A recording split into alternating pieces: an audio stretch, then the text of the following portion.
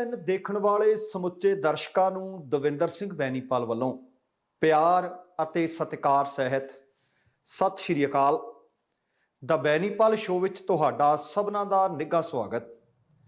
ਆਓ ਦੋਸਤੋ, ਸਭ ਤੋਂ ਪਹਿਲਾਂ ਸੰਖੇਪ ਦੇ ਵਿੱਚ ਜਿਹੜੀਆਂ ਖਬਰਾਂ, ਜਿਹੜੀਆਂ ਘਟਨਾਵਾਂ ਨੂੰ ਅੱਜ ਦੇ ਪ੍ਰੋਗਰਾਮ ਦਾ ਹਿੱਸਾ ਬਣਾਉਣਾ ਹੈ, ਉਹ ਤੁਹਾਡੇ ਨਾਲ ਸਾਂਝੀਆਂ ਕਰਾਂ। ਵੱਡਾ ਕਦਮ, ਪੰਜਾਬ ਸਰਕਾਰ ਨੇ DGP ਸਹੋਤਾ ਦੀ ਕੀਤੀ ਛੁੱਟੀ। ਚੱਟੋਪਧਿਆਏ ਪੰਜਾਬ ਦੇ ਕਾਰਜਕਾਰੀ DGP ਨਿਯੁਕਤ। ਆਮ ਆਦਮੀ ਪਾਰਟੀ ਨੂੰ ਮਿਲਿਆ CM ਚਿਹਰਾ।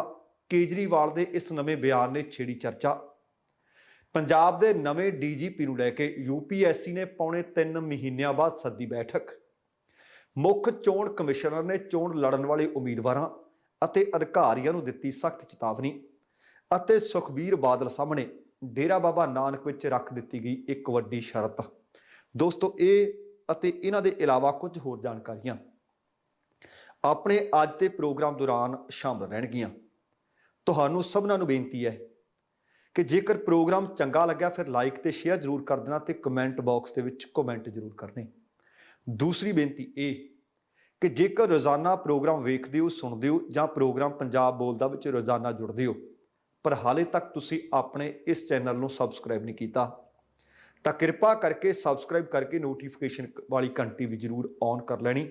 ਤੁਹਾਡੇ ਦਿਲੋਂ ਧੰਨਵਾਦੀ ਹੋਵਾਂਗੇ। ਤੇ ਆਓ ਹੁਣ ਸਾਰੀਆਂ ਘਟਨਾਵਾਂ, ਸਾਰੀਆਂ ਖਬਰਾਂ ਵੱਲ ਨੂੰ ਵਧੀਏ।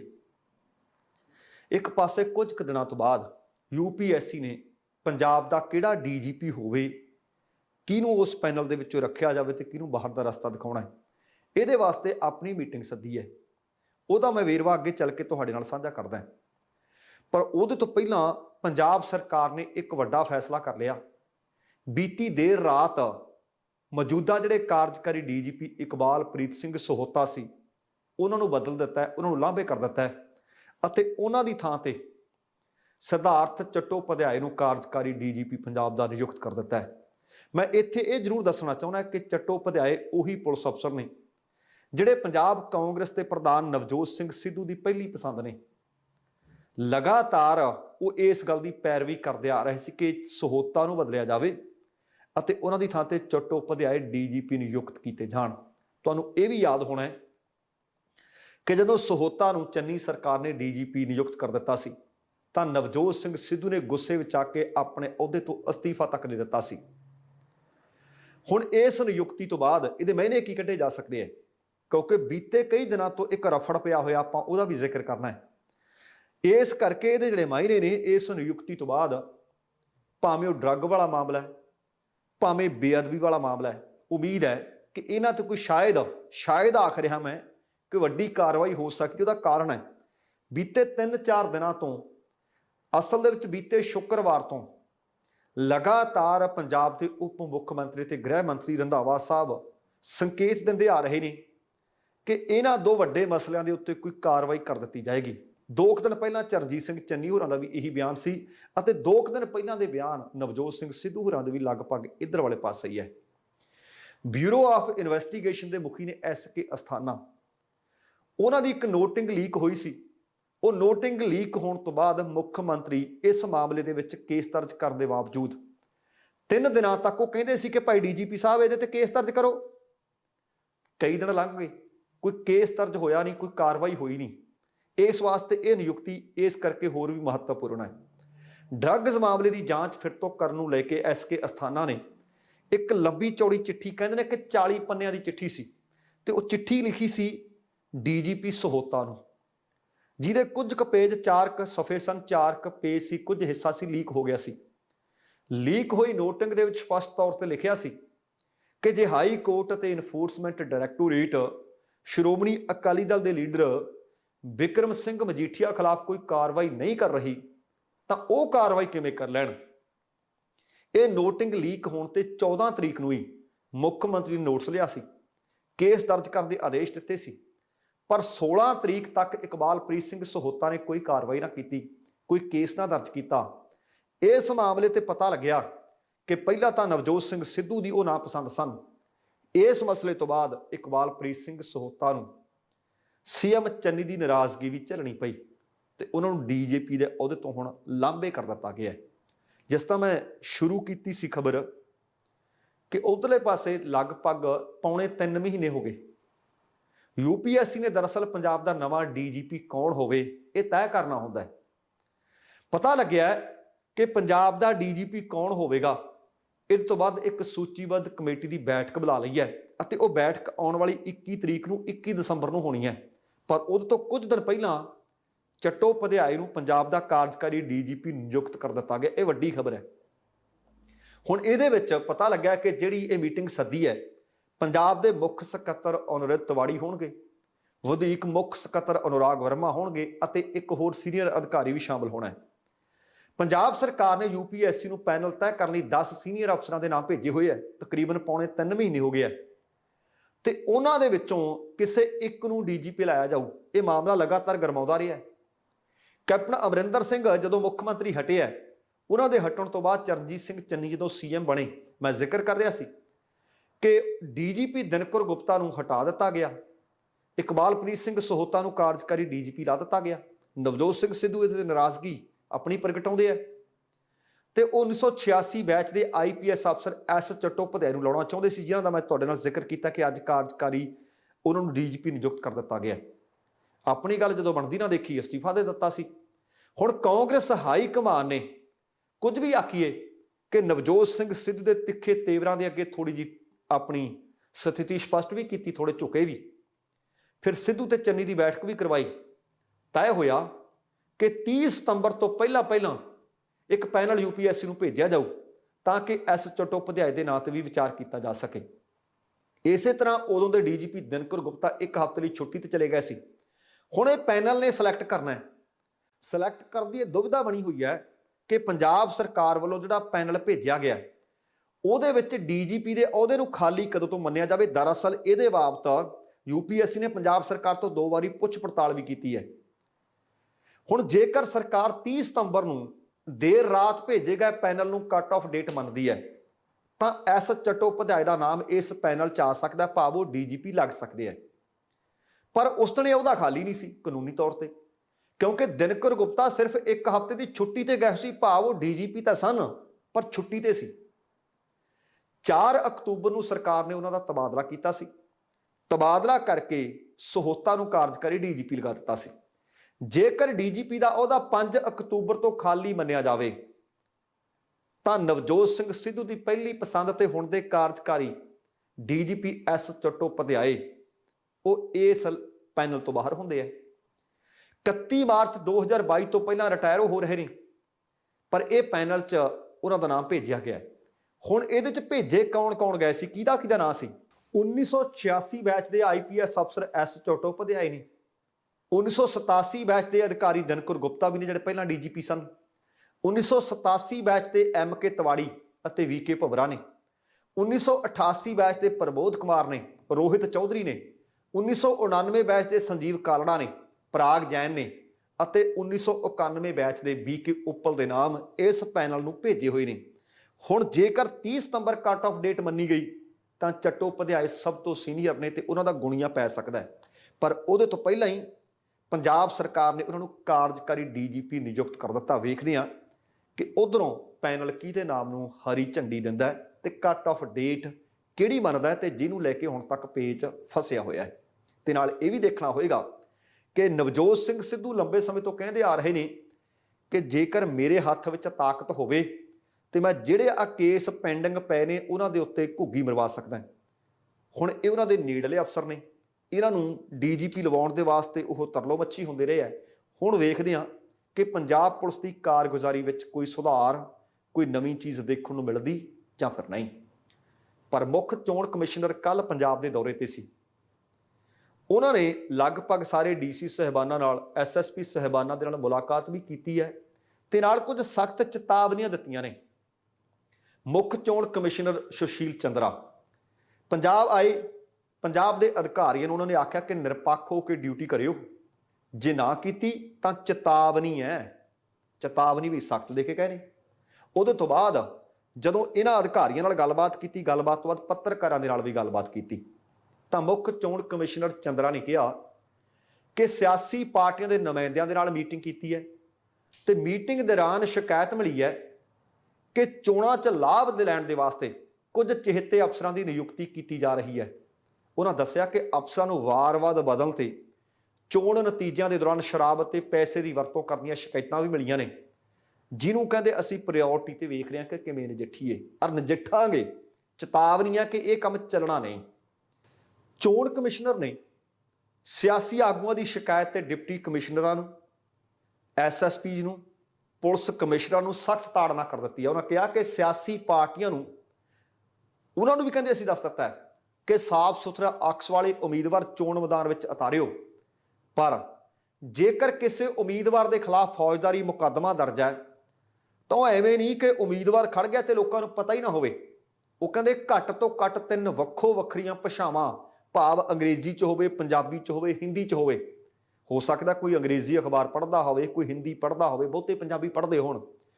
ਉਹ ਕਹਿੰਦੇ ਜਿਹਦੇ ਖਿਲਾਫ ਫੌਜਦਾਰੀ ਮੁਕੱਦਮਾ ਦਰਜ ਹੋਇਆ ਤੇ ਕਿਸੇ ਪਾਰਟੀ ਨੇ ਉਹਨੂੰ ਉਮੀਦਵਾਰ ਬਣਾਇਆ ਤਾਂ 3 ਵੱਖ-ਵੱਖ ਛਪਣ ਵਾਲੀਆਂ ਭਾਸ਼ਾਵਾਂ ਦੇ ਅਖਬਾਰਾਂ ਵਿੱਚ ਇਸ਼ਤਿਹਾਰ ਦੇਣਾ ਪਊ। ਉਹਨਾਂ ਨੂੰ ਦੱਸਿਆ ਕਿ ਸ਼ਾਂਤਮਈ ਵੋਟਾਂ ਪਵਾਉਣ ਦੇ ਵਾਸਤੇ ਪੈਰਾਮਿਲਟਰੀ ਫੋਰਸ ਵੀ ਲਾਈ ਜਾਊ ਅਤੇ ਐਸਐਸਪੀਜ਼ ਤੋਂ ਬੂਥਾਂ ਤੇ ਮੁਲਾਜ਼ਮਾਂ ਦੀ ਜ਼ਰੂਰਤ ਬਾਰੇ ਅੰਦਾਜ਼ਾ ਲਗਾਉਣ ਵਾਸਤੇ ਆਖ ਦਿੱਤਾ ਗਿਆ ਕਿ ਦੱਸਿਓ ਕਿੰਨਾ ਕੁ ਪ੍ਰਬੰਧ ਚਾਹੀਦਾ। ਇਹਦੇ ਤੋਂ ਇਲਾਵਾ ਸੋਸ਼ਲ ਮੀਡੀਆ ਤੇ ਖਾਸ ਕਰਕੇ ਇੰਟਰਨੈਟ ਦੇ ਉੱਤੇ ਬਹੁਤ ਸਾਰੀਆਂ ਗਲਤ ਸੂਚਨਾਵਾਂ ਤੁਰੀਆਂ ਫਿਰਦੀਆਂ ਰਹਿੰਦੀਆਂ ਨੇ। ਉਹ ਕਹਿੰਦੇ ਜੇਕਰ ਇਸ ਤਰ੍ਹਾਂ ਦੀ ਕਿਸੇ ਨੇ ਸੂਚਨਾ ਜਾਂ ਅਫਵਾਹ ਫੈਲਾਈ ਉਹਦੇ ਖਿਲਾਫ ਵੀ ਸਖਤ ਕਾਰਵਾਈ ਹੋਊ ਤੇ ਕਮਿਸ਼ਨ ਕਹਿੰਦੇ ਉਚੇਚੇ ਤੌਰ ਤੇ ਇਸ ਤਰ੍ਹਾਂ ਦੀਆਂ ਖਬਰਾਂ ਦੇ ਉੱਤੇ ਨਜ਼ਰ ਬਣਾ ਕੇ ਰੱਖੇਗਾ। ਤੇ ਨਾਲ ਉਹਨਾਂ ਨੇ ਇਹ ਵੀ ਦੱਸਿਆ ਕਿ 2019 ਦੇ ਦੌਰਾਨ ਜਦੋਂ ਚੋਣਾਂ ਹੋਈਆਂ ਸੀ ਕਰੀਬ 1000 ਦੇ ਪੋਸਟਾਂ ਨੂੰ ਡਿਲੀਟ ਕਰਵਾਇਆ ਗਿਆ ਸੀ, ਪਰ ਇਸ ਵਾਰ ਫੌਜਦਾਰੀ ਕੇਸ ਦਰਜ ਕਰਵਾਏ ਜਾਣਗੇ, ਸਖਤੀ ਹੋਰ ਵਰਤੀ ਜਾਊ। ਤੇ ਨਾਲ ਉਹਨਾਂ ਨੇ ਇਹ ਵੀ ਦੱਸਿਆ ਕਿ ਪਿਛਲੇ ਸਾਲ ਚੋਣ ਜ਼ਾਬਤਾ ਉਲੰਘਣਾ ਦੇ 2600 ਕੇਸ ਦਰਜ ਕੀਤੇ ਗਏ ਸੀ ਅਤੇ ਉਹਨਾਂ ਵਿੱਚੋਂ 878 ਨੂੰ ਸਜ਼ਾਵਾਂ ਹੋਈਆਂ ਸੀ। ਤੇ ਨਾਲ ਉਹਨਾਂ ਨੇ ਇਹ ਵੀ ਦੱਸ ਦਿੱਤਾ ਤਾਂ ਕਿ ਕੋਈ ਗਲਤ ਵੋਟ ਨਾ ਪਾ ਜਾਵੇ।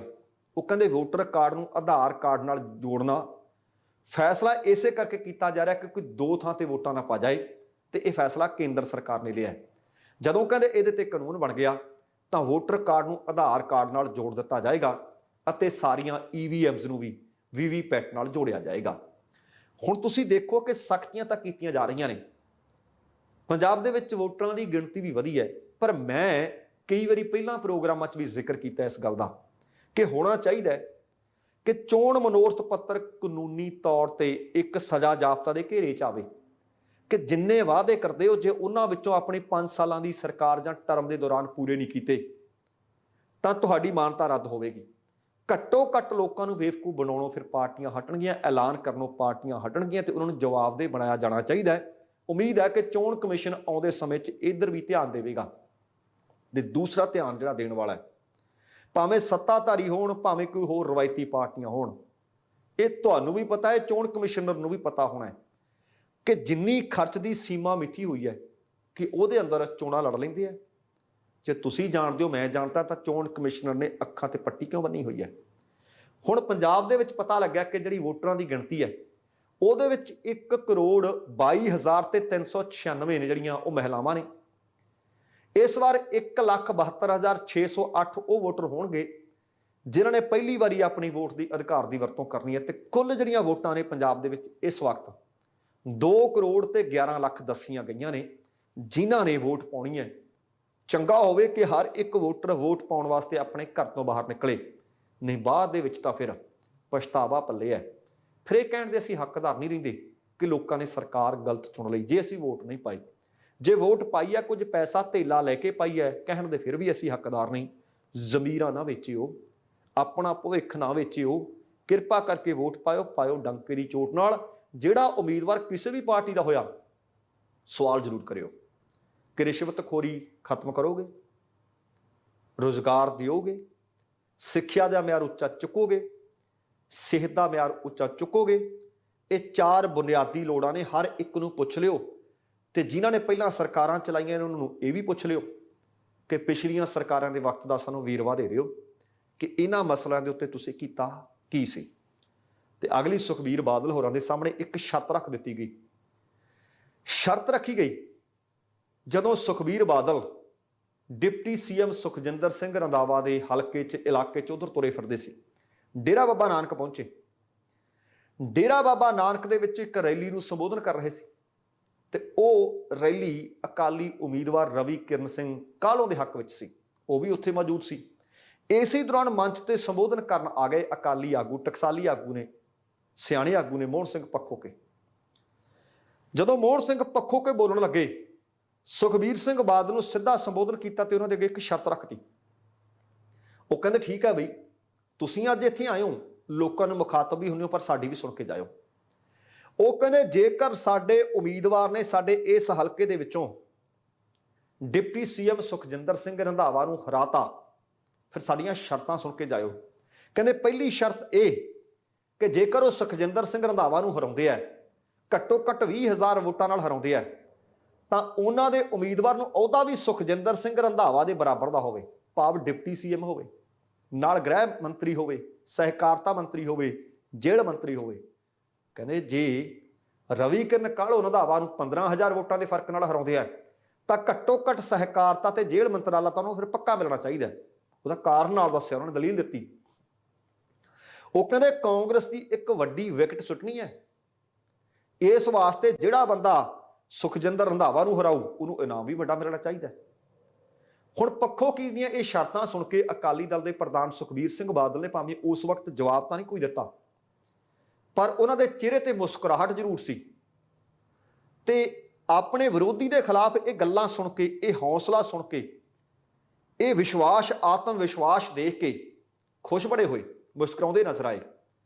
ਤੇ ਮੋਹਨ ਸਿੰਘ ਪੱਖੋਕੇ ਦੀ ਸ਼ਰਤ ਤੋਂ ਭਾਵ ਬਾਅਦ ਸੁਖਬੀਰ ਬਾਦਲ ਭਾਵੇਂ ਨਹੀਂ ਬੋਲੇ, ਪਰ ਮੈਂ ਇੱਕ ਉਮੀਦ ਕਰ ਰਿਹਾ ਕਿ ਆਉਣ ਵਾਲੇ ਦਿਨਾਂ ਦੇ ਵਿੱਚ ਪੰਜਾਬ 'ਚ ਕਿਤੇ ਇਸ ਤਰ੍ਹਾਂ ਦੀਆਂ ਸ਼ਰਤਾਂ ਹੋਰ ਨਾ ਸੁਣਨ ਨੂੰ ਮਿਲ ਜਾਣ, ਕਿਤੇ ਪਰੰਪਰਾ ਨਾ ਬਣ ਜਾਏ ਕਿ ਬਾਕੀ ਪਾਰਟੀਆਂ ਦੇ ਜਿਹੜੇ ਲੀਡਰ ਨੇ ਆਪਣੇ ਆਗੂਆਂ ਦੇ ਸਾਹਮਣੇ ਸ਼ਰਤਾਂ ਨਾ ਰੱਖਣ ਲੱਗ ਪੈਣ ਕਿ ਜਿੱਡੇ ਵੱਡੇ ਉਮੀਦਵਾਰ ਨੂੰ ਹਰਾਵਾਂਗੇ, ਜਿਸ ਤਰ੍ਹਾਂ ਦਾ ਉਹਦੇ ਕੋਲ ਅਹੁਦਾ, ਜੇ ਤੁਹਾਡੀ ਸਰਕਾਰ ਬਣੀ ਤਾਂ ਉਹਦੇ ਬਰਾਬਰ ਦਾ ਨੂੰ ਅਹੁਦਾ ਦਿੱਤਾ ਜਾਵੇ। ਹੁਣ ਇੱਥੇ ਇਹ ਵੀ ਦੱਸਣਾ ਬਣਦਾ ਹੈ ਕਿ ਸੁਖਜਿੰਦਰ ਸਿੰਘ ਰੰਧਾਵਾ ਦੀ ਬਾਦਲ ਪਰਿਵਾਰ ਤੇ ਮਜੀਠੀਆ ਪਰਿਵਾਰ ਦੇ ਨਾਲ 36 ਦੇ ਅੰਕੜੇ ਵਾਲੀ ਕਹਾਣੀ ਹੈ।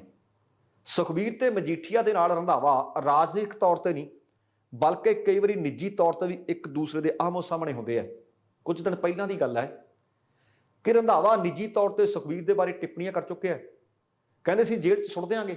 ਮਜੀਠੀਆ ਦੇ ਬਾਰੇ ਤਾਂ ਬੜੀ ਵਾਰੀ ਉਹਨਾਂ ਨੇ ਖੁੱਲ੍ਹ ਕੇ ਆਖਿਆ, ਤੇ ਮਜੀਠੀਆ ਨੇ ਵੀ ਕੁਝ ਸਮਾਂ ਪਹਿਲਾਂ ਦੋਸ਼ ਲਾਏ ਸੀ ਕਿ ਕੁਝ ਗੈਂਗਸਟਰਾਂ ਤੋਂ ਉਹਨਾਂ ਦੇ ਘਰ ਦੀ ਰੇਕੀ ਕਰਵਾਈ ਗਈ ਹੈ। ਮਜੀਠੀਆ ਪਹਿਲਾਂ ਵੀ ਰੰਧਾਵਾ ਨੂੰ ਆਖ ਚੁੱਕੇ ਨੇ ਕਿ ਭਾਈ ਇਹਦੇ ਗੈਂਗਸਟਰਾਂ ਦੇ ਨਾਲ ਸੰਬੰਧ ਨੇ। ਬੀਤੇ ਦਿਨ ਤੁਹਾਨੂੰ ਫਿਰ ਯਾਦ ਕਰਵਾ ਦਿਆਂ ਕਿ ਸੁਖਬੀਰ ਬਾਦਲ ਨੇ ਆਖਿਆ ਸੀ ਕਿ ਸੁਖਜਿੰਦਰ ਸਿੰਘ ਰੰਧਾਵਾ ਗੁੰਡਾ ਹੈ, ਉਹ ਕਤਲ ਵੀ ਕਰਵਾ ਚੁੱਕਾ ਹੈ। ਇੱਥੋਂ ਤੱਕ ਆਖ ਦਿੱਤਾ ਸੀ ਕਿ ਜੇਲ੍ਹ ਮੰਤਰੀ ਹੈ ਤੇ ਜੇਲ੍ਹ ਮੰਤਰੀ ਦੀ ਥਾਂ ਸਾਡੀ ਸਰਕਾਰ ਬਣਨ ਤੇ ਜੇਲ੍ਹ 'ਚ ਹੋਵੇਗੀ। ਹੁਣ ਵੇਖਦੇ ਹਾਂ, ਕਹਿਣਾ ਬੜਾ ਸੁਖਾਲਾ ਹੈ ਤੇ ਕਰਨਾ ਬੜਾ ਔਖਾ ਹੈ। ਉਹਦਾ ਕਾਰਨ ਹੈ ਜਿਹੜੀਆਂ ਗੱਲਾਂ ਇਸ ਵਕਤ ਸੁਖਬੀਰ ਬਾਦਲ ਕਰਦੇ ਹੈ, ਜਦੋਂ ਡਿਪਟੀ ਸੀਐਮ ਤੇ ਗ੍ਰਹਿ ਮੰਤਰਾਲਾ ਸੁਖਜਿੰਦਰ ਸਿੰਘ ਰੰਧਾਵਾ ਜੀ ਕੋਲ ਨਹੀਂ ਸੀ, ਉਸ ਵਕਤ ਇਹ ਵੀ ਕੈਪਟਨ ਅਮਰਿੰਦਰ ਸਿੰਘ ਨੂੰ ਕਿਹਾ ਕਰਦੇ ਸੀ ਕਿ ਦਿਨ 4 ਦੇ ਦਿਓ, ਭਾਵੇਂ ਨਸ਼ਿਆਂ ਦੇ ਦੋਸ਼ੀ ਨੇ, ਭਾਵੇਂ ਬੇਅਦਬੀਆਂ ਦੇ ਦੋਸ਼ੀ ਨੇ, ਅਸੀਂ ਚੁੱਕ ਕੇ ਜੇਲ੍ਹ 'ਚ ਡੱਕ ਦਿਆਂਗੇ। ਬੀਤੇ ਦਿਨੀ ਕੈਪਟਨ ਅਮਰਿੰਦਰ ਸਿੰਘ ਨੇ ਉਹੀ ਸਵਾਲ ਸੁਖਜਿੰਦਰ ਸਿੰਘ ਰੰਧਾਵਾ ਤੇ ਚਰਨਜੀਤ ਸਿੰਘ ਚੰਨੀ ਤੇ ਨਾਲ ਨਵਜੋਤ ਸਿੰਘ ਸਿੱਧੂ ਨੂੰ ਕੀਤਾ ਸੀ ਕਿ ਤੁਹਾਨੂੰ ਤਾਂ ਹੁਣ 3-3 ਮਹੀਨੇ ਹੋ ਗਏ, ਮੇਰੀ ਵਜ਼ਾਰਤ ਦੇ ਸਮੇਂ ਤੁਸੀਂ 4-4 ਦਿਨ ਮੰਗਿਆ ਕਰਦੇ ਸੀ। ਤੇ ਜਦੋਂ ਗ੍ਰਹਿ ਮੰਤਰੀ ਤੇ ਡਿਪਟੀ ਸੀਐਮ ਬਣ ਗਏ ਸੀ ਸੁਖਜਿੰਦਰ ਸਿੰਘ ਰੰਧਾਵਾ, ਇੱਕ ਵਾਰੀ ਪੱਤਰਕਾਰਾਂ ਨੂੰ ਇਹ ਵੀ ਕਿਹਾ ਸੀ ਉਹਨਾਂ ਨੇ ਕਿ ਤੁਸੀਂ ਤਾਂ ਗੱਲ ਕਰਦੇ ਹੋ ਕਿ ਤੁਹਾਡੀ ਸਰਕਾਰ ਕੋਲ 4 ਮਹੀਨੇ ਹੈ, ਘੰਟਾ ਤਾਂ ਇੱਕ ਬਥੇਰਾ ਹੁੰਦਾ, ਪਰ ਹੁਣ ਕਿੰਨੇ ਘੰਟੇ 3 ਮਹੀਨਿਆਂ ਚਲਾਂਗੇ। ਰੰਧਾਵਾ ਸਾਹਿਬ ਨੂੰ ਕਿਤੇ ਚੇਤਾ ਆਵੇ ਤੇ ਗੱਲ ਚੇਤੇ ਕਰ ਲੈਣ। ਆਹ ਜਿਹੜੀ ਖਬਰ ਹੈ ਪੰਜਾਬ ਦੀ ਸਿਆਸਤ ਦੇ ਵਾਸਤੇ ਕਾਫੀ ਵੱਡੀ ਖਬਰ ਹੈ। ਆਪ ਸੁਪਰੀਮੋ ਅਤੇ ਦਿੱਲੀ ਦੇ ਮੁੱਖ ਮੰਤਰੀ ਅਰਵਿੰਦ ਕੇਜਰੀਵਾਲ ਨੇ ਇੱਕ ਨਵੀਂ ਚਰਚਾ ਛੇੜ ਦਿੱਤੀ ਹੈ। ਬੀਤੇ ਦਿਨੀ ਜਲੰਧਰ 'ਚ ਸੀ, ਉਹਨਾਂ ਨੇ ਇੱਕ ਬਿਆਨ ਦੇ ਦਿੱਤਾ। ਉਹਨਾਂ ਦਾ ਇਹ ਬਿਆਨ ਸਿਆਸੀ ਗਲਿਆਰਿਆਂ ਦੇ ਵਿੱਚ ਚਰਚਾ ਦਾ ਵਿਸ਼ਾ ਬਣਿਆ ਹੋਇਆ ਤੇ ਅਟਕਲਾਂ ਲੱਗਣੀਆਂ ਸ਼ੁਰੂ ਹੋ ਗਈਆਂ ਨੇ ਕਿ ਆਮ ਆਦਮੀ ਪਾਰਟੀ ਦਾ ਸੀਐਮ ਚਿਹਰਾ ਕੌਣ ਹੋਵੇਗਾ। ਤੇ ਦੂਸਰੇ ਪਾਸੇ ਸੰਯੁਕਤ ਕਿਸਾਨ ਮੋਰਚੇ ਦੇ ਨਾਲ ਸੰਬੰਧਿਤ ਭਾਰਤੀ ਕਿਸਾਨ ਯੂਨੀਅਨ ਰਾਜੇਵਾਲ ਦੇ ਪ੍ਰਧਾਨ ਬਲਵੀਰ ਸਿੰਘ ਰਾਜੇਵਾਲ ਦਾ ਨਾਮ ਇੱਕ ਵਾਰ ਫਿਰ ਤੋਂ ਆਮ ਆਦਮੀ ਪਾਰਟੀ ਦੇ ਮੁੱਖ ਮੰਤਰੀ ਵਾਲੇ ਚਿਹਰੇ ਨੂੰ ਲੈ ਕੇ ਚਰਚਾ 'ਚ ਹੈ। ਭਾਵੇਂ ਬਲਵੀਰ ਸਿੰਘ ਰਾਜੇਵਾਲ ਕਈ ਮੌਕਿਆਂ ਤੇ ਕਹਿ ਚੁੱਕਿਆ ਕਿ ਹਾਲੇ ਸਿਆਸਤ ਵਿੱਚ ਦਾਖਲ ਹੋਣ ਦਾ ਕੋਈ ਇਰਾਦਾ ਨਹੀਂ, ਨਾ ਨੌਕਰਜੀ ਕਰਦੇ ਹੈ, ਪਰ ਆਮ ਆਦਮੀ ਪਾਰਟੀ ਦੇ ਮੁਖੀ ਅਰਵਿੰਦ ਕੇਜਰੀਵਾਲ ਦੀ ਅੱਖ ਪਹਿਲਾਂ ਤੋਂ ਹੀ ਰਾਜੇਵਾਲ ਦੇ ਉੱਪਰ ਦੱਸੀ ਜਾ ਰਹੀ ਹੈ। ਤੇ ਦੂਸਰੇ ਪਾਸੇ ਜੇਕਰ ਵੇਖੀਏ ਤਾਂ ਕਿਸਾਨੀ ਮੋਰਚਾ ਸਮਾਪਤ ਹੋ ਚੁੱਕਿਆ ਹੈ। ਜਿਸ ਦੀ ਸ਼ਾਇਦ ਕੇਜਰੀਵਾਲ ਉਡੀਕ ਕਰਦੇ ਹੋਣਗੇ। ਇਸੇ ਕਰਕੇ ਸੀਐਮ ਚਿਹਰੇ ਦਾ ਹੁਣ ਤੱਕ ਉਹਨਾਂ ਨੇ ਐਲਾਨ ਵੀ ਨਹੀਂ ਸੀ ਕੀਤਾ। ਤੇ ਮੈਂ ਜ਼ਿਕਰ ਕਰ ਰਿਹਾ ਸੀ ਕਿ ਜਲੰਧਰ ਦੇ ਵਿੱਚ ਉਹਨੂੰ ਪੁੱਛਿਆ ਗਿਆ ਕਿ ਹੁਣ ਦੱਸ ਦਿਓ, ਚੋਣਾਂ ਬੜੀਆਂ ਨੇੜੇ ਆ ਰਹੀਆਂ ਨੇ, ਹਫ਼ਤੇ ਕੁ ਬਾਅਦ ਤੁਸੀਂ ਪੰਜਾਬ ਵੀ ਆ ਜਾਂਦੇ ਹੋ, ਕਿ ਤੁਹਾਡਾ ਸੀਐਮ ਦਾ ਚਿਹਰਾ ਕੌਣ ਹੋਊ। ਇਹਦਾ ਜਵਾਬ ਦੇ ਦਿੱਤਾ। ਉਹ ਕਹਿੰਦੇ ਸੀਐਮ ਦੇ ਚਿਹਰੇ ਦੀ ਤਲਾਸ਼ ਖਤਮ ਹੋ ਚੁੱਕੀ ਹੈ, 20 ਕੁ ਦਿਨਾਂ ਦੇ ਵਿੱਚ ਅਸੀਂ ਸੀਐਮ ਦੇ ਚਿਹਰੇ ਦਾ ਐਲਾਨ ਕਰ ਦਿਆਂਗੇ। ਅਤੇ ਨਾਲ ਇਹ ਵੀ ਆਖਿਆ ਇਹ ਕਿ ਸੀਐਮ ਦਾ ਚਿਹਰਾ ਅਜਿਹਾ ਹੋਊਗਾ ਜਿਹੜਾ ਤੁਹਾਨੂੰ ਸਾਰਿਆਂ ਨੂੰ ਪਸੰਦ ਹੋਊਗਾ ਤੇ ਤੁਹਾਡੇ ਵਾਸਤੇ ਹੈਰਾਨੀਜਨਕ ਵੀ ਹੋਊਗਾ।